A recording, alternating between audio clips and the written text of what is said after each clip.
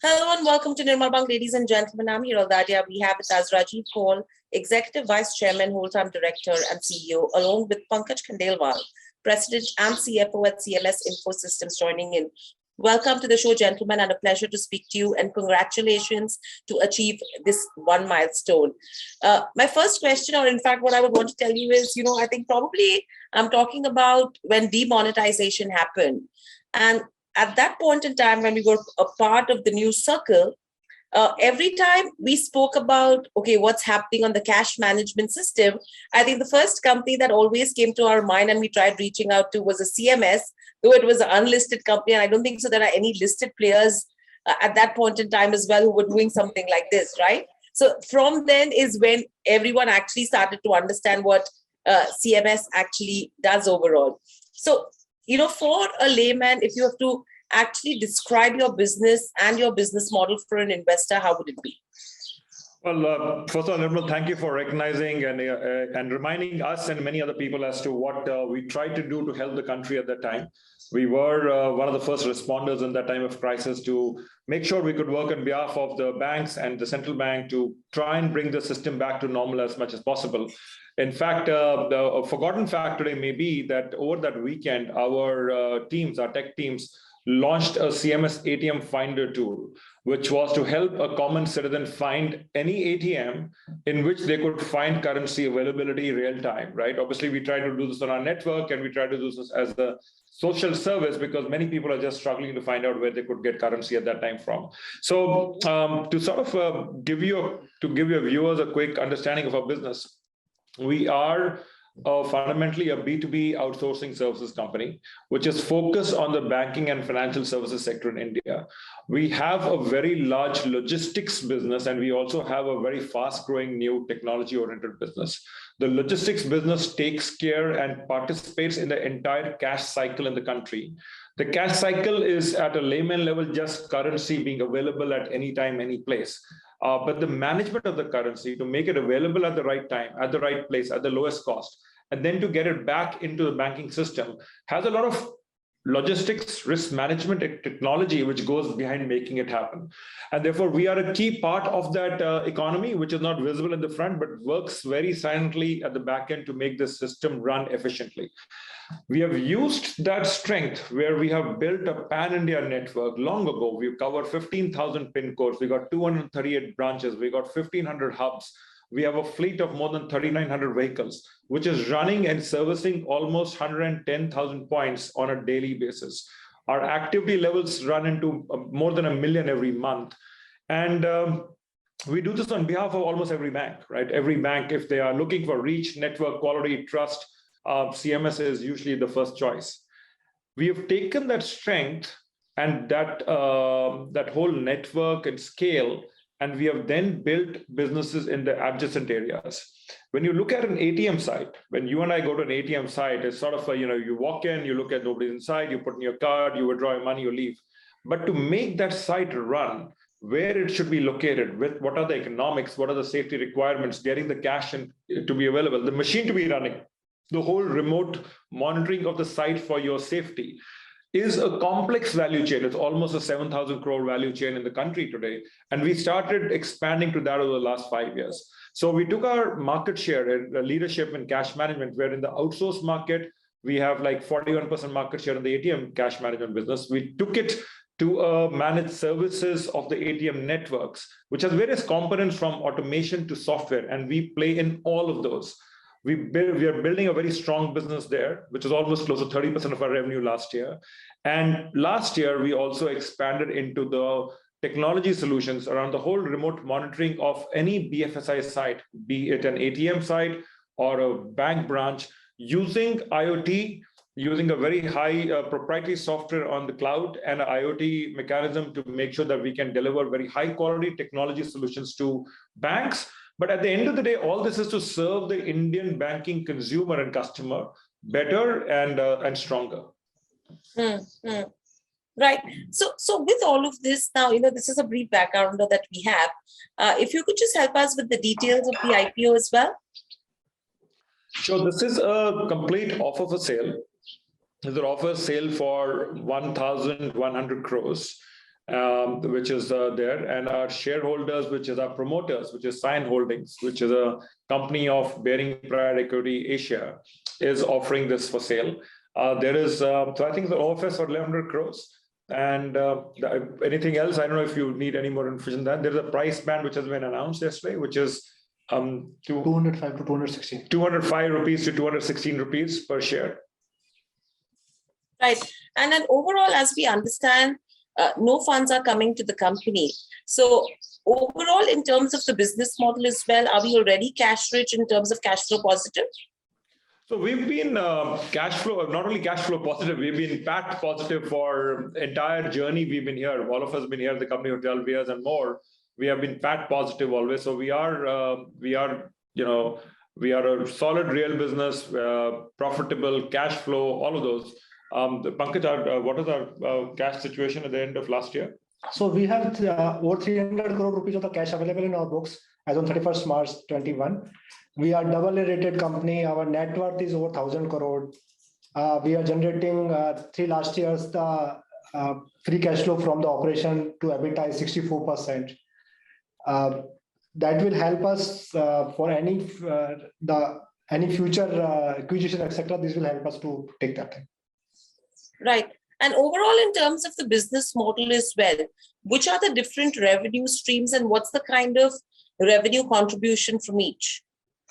So as shared in our DRHP and updated RHP, right, we classify our revenue lines right now in cash management, which is our core, longest running business, then managed services, and then card personalization. Our revenue stream, just approximate ideas at the end of last year, our revenue from our cash management business was about 68%. The same revenue maybe in 3 years ago in FY19 was 78%. So the new business lines which are coming in are growing very rapidly. So I think so we have 68% roughly from cash management, about 30% from managed services. And now we'll have a new business which is on remote monitoring, but the revenue contribution of that will start from this year and then start scaling up significantly in the coming year.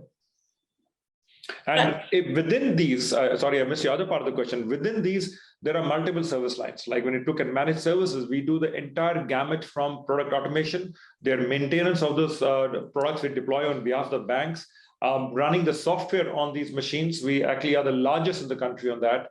And also we do the management of the ATM networks for many banks and many part of the estate. So there's a complete value chain there, and we have now built service offerings across the entire value chain. You come to our cash management business, there are 3 large verticals. There are also some few smaller, newer ones like bullion movement and all, but the 3 big ones are around, first and foremost, around the ATM cash management, where the entire life cycle of entire value chain of managing the currency and the uptime of an ATM with cash, getting it in and out, managing the risk around it. I think that's the ATM cash management business. The second largest business there is our retail cash management business, where we work with almost more than 2,000 large organized retail outlets, NBFCs, insurance companies on behalf of the banks to manage the currency and also e-commerce chains. When they get cash as a payment mechanism, getting that cash back into the banking channel in the quickest time possible, or making sure the cash is secure and safe, is a key part of our responsibility. And thirdly, we also have what we call the currency in transit, which is the most common understandable business, which is physically currency is printed by the RBI, given to the banks. The banks need to then make sure the currency reaches the bank branch or to an ATM. And that movement, whether it's an intercity or intracity or whatever, at intrastate sometimes, depending on cash flows of different currency availability and not, that's something which CMS helps manage. All of these are in their various stages of evolution, various stages of outsourcing. A lot of the work is still done in-house with the banks. But over time, I think more and more, like we see in IT services, banks will outsource these services because they will want the scale, efficiency, quality, and also a third-party company can do this at scale at a much cheaper and better quality than individually many banks could do it. Right. And overall, from these segments of business, which according to you will be growth drivers from here on, taking the new perspectives of the economy that are at play as well, especially after the pandemic? So, I'm guessing your question refers to digital and what the impact of that can be. And these are things which we have sort of, we take them in our stride because we just go with the growth in the economy. If you have time to go to our website, you will see a link called the CMS Cash Index. The CMS Cash Index is something we created when we had the media right after demonetization, trying to get answers to what was happening on the state of currency in the country. And we realized that there was a lack of information, but we also realized because CMS does so much work, like last year, we managed almost 9 lakh crores of currency flows in the country. We said we have a smaller, we have a larger share of the outsourced companies to be handling this on behalf of the banks. So let's look at our data, let's analyze that. And we started publishing that online for media so they can go refer to it instead of wanting to always speak to somebody and getting the access to it. So it's available for free on our website. It'll tell you what is currency status in by state, by sector, by ATM channel, by retail channel, and you can see pre-COVID, post-COVID, you can see, wave 1, wave 2, you can go all the way to demonetization, have a look at the data. Now, we have sort of, if you look at from the last 6 years, currency in circulation has grown at a CAGR of 12%. The RBI indication at the white paper is that it should grow at 10% nominal GDP percentage. So it's right now a little higher than that. I recently read press articles where the currency in circulation is running at 30 lakh crores, which is obviously an all-time high. I feel strongly that, there is a strong growth potential in the economy, and that's why all of us are very bullish about it. But I also believe that as digital is growing higher on a smaller base, currency is also growing at a fairly healthy clip because a large parts of India are still running informally. You withdraw the money from a bank, and then you keep spending it in your local communities. It doesn't come back to the banking system so easily. So I feel there is a lot of efficiency possible to improve the velocity of currency in India, and to improve the velocity, third-party players, organized players with deep networks like us play a very key role. So if you look at pandemic now specifically, right, the first wave of the pandemic, FY21, you would see that our revenue, overall revenue of the company, declined 6%. The year prior, we had grown 21%. So that was very healthy growth. But 6% decline, I think, is remarkable given that we serve the Indian consumer through the banks.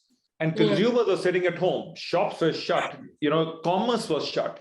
Therefore, a revenue decline of 6% points to two things. One, that we have very diversified and strong business lines and business models. It also points to the fact that we are either gaining market share from competitors, or there is a lot of cash being outsourced to companies like us, because our revenue growth and with this revenue dip, our margins still expanded about 420 bips. So we went from a 19.x% to 23.4, 5 or 7% margin. So we've seen margin growth. We've seen revenue decline be minimal. Fast forward to current year now, because again, I'm going to use statistics and data to explain this to you. 5 months of this year, our revenue growth, if you had to extrapolate it for a full 12 months, assume that it stays the same, it will point to a 15% revenue growth and a 20% profit growth. This is keeping in mind and underlining the fact that April, May, June, and part of July, there was severe wave 2 in many parts of India. Correct. So therefore, I think you're right. There is more, all of us are using more digital transactions, but many of us were earlier using a wallet, a digital wallet, which has now switched to a UPI transaction. We were using cash and we are using this. But if you look at the length and breadth of the country, the vast majority of the 900 million plus Jan Dhan accounts in the country, they are still using currency and cash as a primary form of commerce. Right. So even if you have to maneuver on the digital side of it, do we see any opportunities for a company like ours? So we've been examining opportunities in digital, from merchant payment solutions to digital processing to online processing. We've been examining this both from M&A, from a startup investing perspective. We have till now not been able to close on something, and simply the reasons either could be a mix of valuation, or it could be that, as one thinks of digital, and for the vast majority of your viewers, I do want to explain this out. It doesn't matter which digital stream you're talking about. It could be a digital e-commerce business, or it could be a payments business. The switching cost is very low, and therefore retaining and building market share is not that easy as it sounds when you just said digital. Digital is not some unique thing which helps you become the biggest, the greatest easily. It doesn't work like that. It is, the barrier to entry is actually lesser, The competitors can be many more. As you can see, there is not even a single large digital payment company in the country today which is profitable, despite building scale. And therefore, our approach is that we are a company which is focused on cash flows, return metrics, profitability, as you can see from margins and from our no debt, cash in the books perspective. We would like to grow in a similar manner, unless we see a very strategic long-term opportunity in which we can be a very unique player in the digital ecosystem. We don't want to just chase it for the sake of it being a digital option in the company. And we have seen this with many companies who have tried to do it, and it hasn't resulted in anything very strong. So we will wait to get into sectors where we can build true market leadership, like remote monitoring. We entered the space only last year. We watched the space evolve, but we entered it last year, and we already have an order book of 15,000 sites where we need to install the solution. This is a tech solution. This should very non-linearly scale and deliver very strong growth and margins. But we are doing this now with a clear intention to become a market leader. We are not the number one today, but we are fast getting to that position today. And that's how we will think of a broader tech solution. I wouldn't call it only digital, because digital has many meanings. It could be online, it could be offline. We think in terms of technology solutions. Right. And then with this, in terms of geographies, where is our strength, and any international expansion plans that are pretty much on the front running? So we have examined international expansion over many years, but that's not at all a priority and focus, because the opportunity in India is very strong across the different lines of business we have. So we don't want to distract ourselves looking at new geographies when we think there's enough to be done in India for the next decade. Specifically to your question of within the country, we are very proud to say that we work in every state in India. Every state in India, we have a presence. We have a hub or a branch in 97.5% of India's districts. I think the only notable place where we still don't have a presence is Lakshadweep. Otherwise, we're present everywhere else. So obviously, the level and scale and penetration depends on the state GDP growth, the amount of outsourcing. But you go to Ladakh or you go to Andaman, we will be present out there, whether it's our fleet, our cash management work, our engineers, we're there serving the banks. Right. So what would our market share be in this industry for a company like ours? How is competition? So again, various subsections of the business. If I look at the ATM cash management business, which is our largest revenue stream today, our market share is 41% of the outsourced market. What is outsourced? What is not outsourced? If you take the full market, our market share will be maybe 25%. When you look at the retail cash management, our retail cash management business, our market share is 36%. Again, of the outsourced. It's a market which is poised to grow for the next 2 decades at a double-digit level. In the cash or currency in transit business, we are a number one player with 26% market share. A lot of this is still done by semi-organized or unorganized players, and banks over time will move this to better quality national players. In the product automation side, where you are helping banks deploy automation solutions at the teller or at the branch or at the ATM sites, we are in the top 3, right? We compete with the global multinationals, we are the top 3. In the multi-vendor solutions and software for the ATM, we are the largest in the country. We have software running in almost 44,000 ATMs of the country today. So that's being the number 1. In the remote monitoring sector, which I talked about, we are fast becoming a clear emerging leader. We have the order book to get there, but we need to execute to establish that position and also make sure we continue to grow that tech solutions practice very rapidly. Right. And overall, in terms of where business strategy, business growth is concerned, how open are we to acquisitions, and how big is that a part of our strategy? So I don't think you can quantify as big or small, but I can tell you that we have a fully functional M&A team. We have been private equity owned for the last 12 years. And I think somebody like me who came from Microsoft and private equity background is sort of exposed to investments and acquiring either talent or technology or businesses through that route. We have done 7 acquisitions in the last 7 to 8 years. Small, medium, large. But the way we qualify this is not the amount of money. We look at it saying either you're investing to acquire a capability in a new sector. Usually our approach is to buy a smallish company, understand it, then we scale it up. Sometimes in some of our core businesses, there could be an opportunity to buy a significant competitor, which becomes a transformational opportunity because you're betting a lot more. It's a larger amount. It also is the effort which goes into cultural assimilation, integration, driving synergy benefits, holding the customers and delivering better quality. Those are multi-year process, right? It's not a 1 month, 2 month type of effort. We have done that also. And third is just pure play technology. We just want to get access to, there is such brilliant startup ecosystem today in India. It just baffles you as to the level of work small teams hidden, tucked away in smaller towns are doing. And you have to go really hard to go find them. Most of them will never even get to the high level of VC fundings because they're also looking for a fit to the customer. They don't know how to get to the customer levels. But we have the customer access. We have the ability to take your solution and scale it across the length and breadth of the country because of our reach and our network. But if you are able to find the right technology team, we start investing in them in a small minority manner or something. So I think we're open to all of those. In terms of size, there is no limitation because, again, we are a very strongly profitable company. We have zero debt. So we have the capacity to take debt on for a largest acquisition if that opportunity presents itself. So we are very, we are very experienced. And we have a strong pedigree of using M&A strategically to build new business lines and to scale in current lines. Right. So my last question coming to you is, what is the next key milestone that we're looking to cross if you have to take a 3 to 5 year perspective? Well, we can't give you any forward-looking indication of numbers, right? But my point is, when you go back to the basics, we are today have built our business lines and expansion, which is we are operating in a market which is roughly 8,500 crores of size. So the $1.2 billion, $1.3 billion market in which we operate.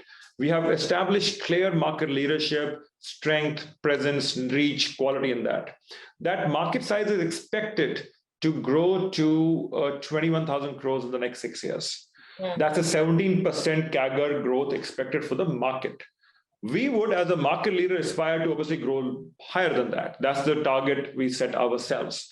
Yeah. But more importantly, in the last 15 months in our managed services business, which is about less than 30% of our revenue, we have now got an order book of 2,000 crores, roughly, between both brown label ATMs and remote monitoring. Now, as we finish executing that order book, and this is a multi-year recurring revenue contracts we won with the large banks of the largest banks in the country.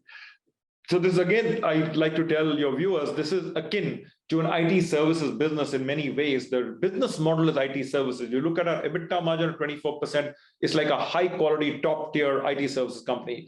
You look at our profitability, we don't get the benefit of taxation, which some of these companies get, but again, we get very strong, our EBITDA, our PAT margin has gone from 8.5% to 13.5%, 14%. So very strong financial performance. The order book will get executed and delivered over the coming months. That gives you a very significant revenue jump immediately because your base is shifting up by one level up straight away. So I think the short to midterm, given all the drivers in the business from both volume growth, pricing growth, and the order book is extremely solid. But again, I like to point any potential investor to the fact that the market growth opportunity is 17%. You are betting on a very talented team, which has worked hard together with a very good background and delivered results during most adversities. And hopefully, if they continue to execute well, we should be able to grow at market levels or hopefully more than that in the coming years over that period of time. Absolutely. And I think that's what growth should be looking like as well from here on. Thank you, Rajiv. Thank you, Pankaj, so much for joining us on the show. Pleasure to speak to you, get insights. Congratulations once again, and good luck for the IPO as well, and speak to you soon again. Thank you so much. Take care. Bye-bye. Subscribe to our YouTube channel for in-depth interviews of India Inc. and press the bell icon so that you do not miss our updates.